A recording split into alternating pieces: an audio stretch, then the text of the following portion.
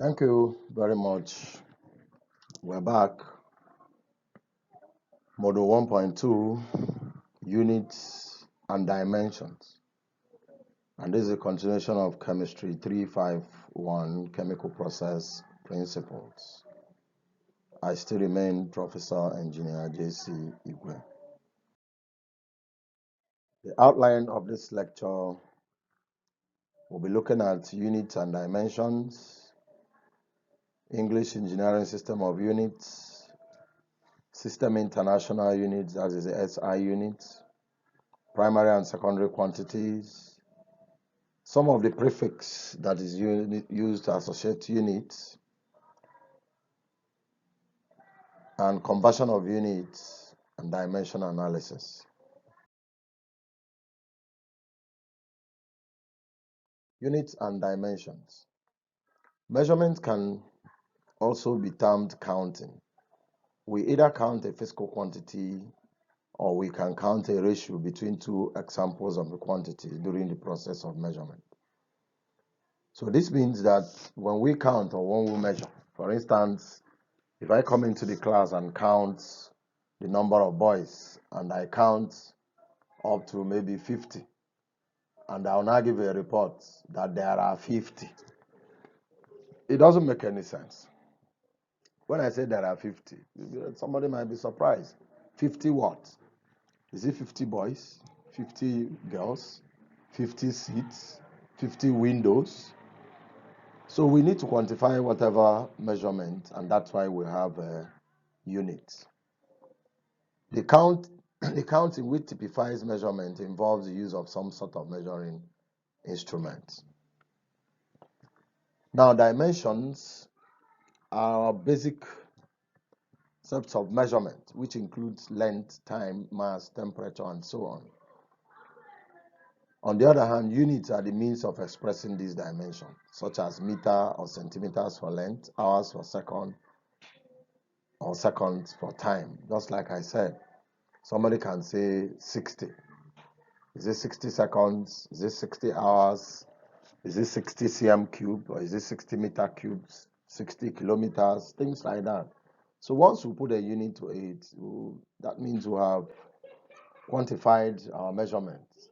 We have given it a direction, and somebody will now understand, yes, we're talking about time, we're talking about length, we're talking about volume, things like that.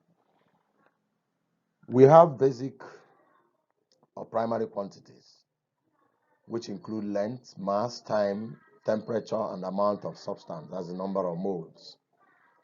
And we also have derived or secondary quantities, which are dimensions expressed in terms of these primary quantities based on some physical laws.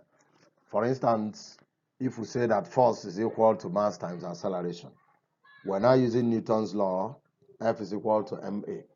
Now, mass is a primary quantity. Now, but acceleration is not a primary quantity. So, acceleration is a derived or secondary quantity. Now, we have to define acceleration, velocity over time. Time is a primary quantity, but again, velocity is not a primary quantity. We also define velocity, which is distance over time. And distance is length, which is a primary quantity. Time is also a primary quantity. So by so doing, we can reduce force under SI unit, which is not a primary quantity, of course, is a secondary quantity or derived quantity, by using a physical law of Newton. F is equal to ma. Now let us consider two systems, the English engineering system and the SI unit. English engineering system, you have the following as the primary quantities. You can see length, mass, time, and force. And length is measured in foot, mass in pound mass, time in second, and force in pound force. You can see this is what we term, one of the things we term as, old units, but we'll still mention them so that we'll be conversant with what we're talking about. Now, the unit of force is defined as the force exerted, that is pound force, on a mass of 1 pound at an acceleration of 32.174 feet per second square. This value, 32.1, is equal to the acceleration due to gravity at sea level. We're talking about the English engineering system. Now, in this system, the unit of work is the feet pound force. And sometimes we also use the British thermal unit, BTU. The horsepower is used as unit of power. We're trying to mention some of these parameters. The amount of substance is the pound mole. And temperature is measured in Rankine scale.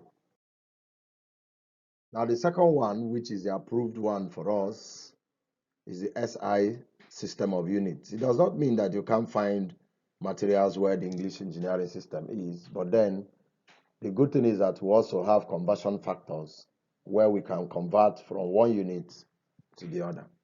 Now here we can see that force is not a primary quantity. We have length, mass, time, temperature, and then amount of substance, that is a mole. These are the primary quantities for SI unit. Now, of course, we said for the secondary quantity, the units could be derived from these primary quantities. For instance, area is length times width, which means m times m, which is meter squared. And volume is length times width times height, meter times meter times meter, which is meter cubed, and so on. Velocity is meter per second. Going further, the primary and secondary quantities we mentioned. Temperature is in Kelvin. I mentioned F is equal to MA, which are used here. So which means force is considered a secondary quantity in the SI units. And then that fixes the acceleration due to gravity, G, as arbitrary. Now the unit of force is kilogram meter per second squared, and we call that the Newton, which has a dimension of MLT to power 2. We'll meet dimensions later. Unit of work or energy is Newton meter, which is known as Joule. And that of power is Joule per second, which we also call watts. The mole has unit, SI unit of mole. And of course, we define our mole in reference to carbon 12. Now, for us, in terms of units, there are sometimes we'll meet very large units or very small units. And because of these, we have prefix that quantifies this unit. For instance, they are all listed down. 10 to power minus 1, we say is deci. 10 to power minus 2, centi. 10 to power minus 3 is milli. 10 to power minus 6 is micro. 10 to power minus 9 is nano, which is raining now. Almost everybody is talking about nano. Nanotechnology, nanoseconds, and so on. The same thing happens, we have deca for 10 to power minus 10 to power 1, hecto, kilo. For example, instead of somebody writing a very long, saying 1,000 grams, somebody can just say 1 kilogram. So you can start talking about, instead of writing a very long, 1,000,000, even up to 1 million. Now with this prefix, it can help us to reduce. I will still know that the unit we're talking about is the same unit, except that we have brought in a unit prefix that helps us to reduce the bulky or length of units that one can write. Conversion of unit and dimension analysis. Like I said, we can convert from one unit to the other. So it's always important in problem solving to always write down the units next to the associated numerical value. This helps us because you cannot say 20 cm minus 10 kilogram. That will mean nonsense. Or 10 kg minus 5 grams. Automatically, they are both units of mass. But if you want to subtract, then it means that we either convert the kg to gram or convert the gram to kg. So in that sense, what we're saying is that you can only subtract like terms or add like terms. That means units can only work for those units where they have the same units, if you're subtracting, adding, or even dividing. So for us to solve problems, we must put the unit, and that unit helps us in what we call dimension analysis or unit analysis to know whether we're on the right track or not. So we'll frequently make use of dimensional equation which concern both units and numbers. The basic principle of dimensional analysis depends on the fact that all equations must be dimensionally consistent, like I said. So I've also explained the equations must have the same set of units before we can add or subtract. Okay, look at an example here. In the gas equation, P plus A over V squared is equal to V minus V equal to RT. Now, what this automatically means that whatever the unit of P is, P here is pressure, V here is volume, whatever this unit of pressure is, A over V squared must have the same unit for it to be added to it. The same thing here, B here must have the same unit as this V for it to be subtracted. And that's what we've done here. P represents pressure, V represents volume. So the quantity this must represent a pressure since it's added to B. So the dimension of pressure is given by force over area. This is the dimension of our pressure. Now the dimension of volume is this. So automatically we'll have A over L to the power 6 will be equal to the dimension of pressure. And then A will have this dimension.